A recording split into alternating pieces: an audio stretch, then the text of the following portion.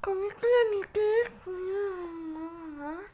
lalu dengan kanitla lakukan kedaidikia lalu kan kekuna las ke laki harga kali laktik sri uang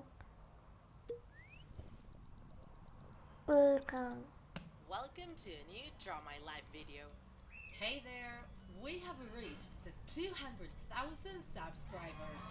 Thank you so much, everybody.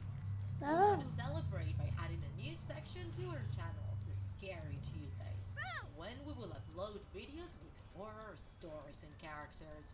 We hope you like them, and let's start with today's video.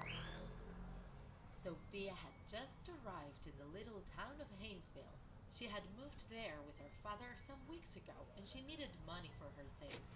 She wanted to save to buy a car.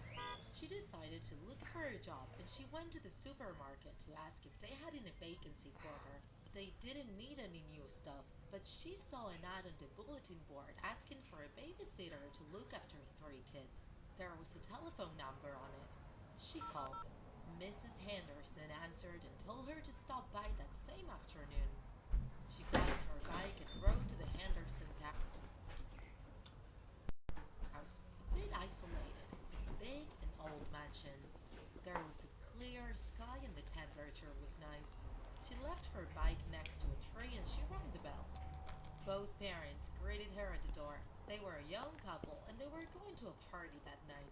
One of the mother's colleagues was retiring and they were throwing a big farewell party.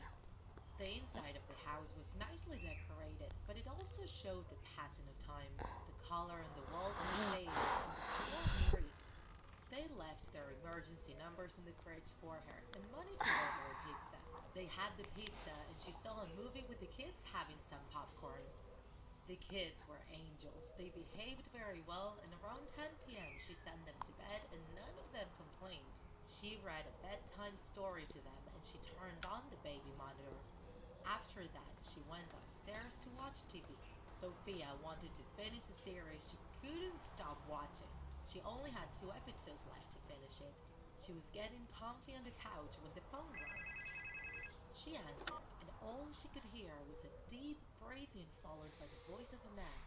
The voice asked her, Have you tackled the children? Scared, she hung up and tried to convince herself that it was only a joke. Someone trying to be funny who knew she was taking care of the Hendersons that night. She watched the baby monitor. It all seemed okay. She went on with the series, but around 15 minutes later, the phone rang again. She answered it and heard a hysterical laugh on the other side of the line. Then, the same voice asked, Why didn't you go check on the children? The babysitter threw the phone away. She looked at the monitor again and everything seemed to be okay. Still, poor Sophia was a bit scared and she decided to call the police and then go upstairs and check. The policeman told her that if the man called again, she should try and keep him talking. That would give the police time to track the call. They didn't have many policemen working that night. A robbery had taken place and the police would take a while to arrive. Right when she was about to go upstairs, the phone rang a 3rd time. And when the babysitter answered it, she heard the same breathing again. The voice repeated, You really should go and check on the children. Sophia kept listening to the man laughing hysterically for a long time. She hung up again and immediately the phone rang again. The call was from the police station. The policeman yelled at her. Get out of that house right now. The calls are coming from the upstairs phone. Sophia dropped the phone in shock. She felt she was going to pass out, but suddenly she heard heavy footsteps walking downstairs. Without pausing for a second, she ran out of the house as fast as she could. When she closed the front door behind her, a man's hand slammed against the glass. She screamed and ran out into the street just as a police car arrived. The police searched the house and found an axe covered in blood on the floor next to the phone upstairs. They imagined the worst. They heard a noise coming from the wardrobe. They opened it carefully. It was the kids hiding, choking back their tears. The back window was open and the curtains were blowing in the breeze.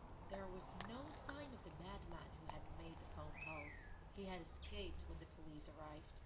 Sophia and the kids hugged each other while they were waiting for their parents to arrive. They had called them and they were about to arrive, but suddenly the phone rang again. If you enjoyed this video, don't forget to like it. And if you want to see more Draw My Life videos, subscribe to our channel. See you in the next episode.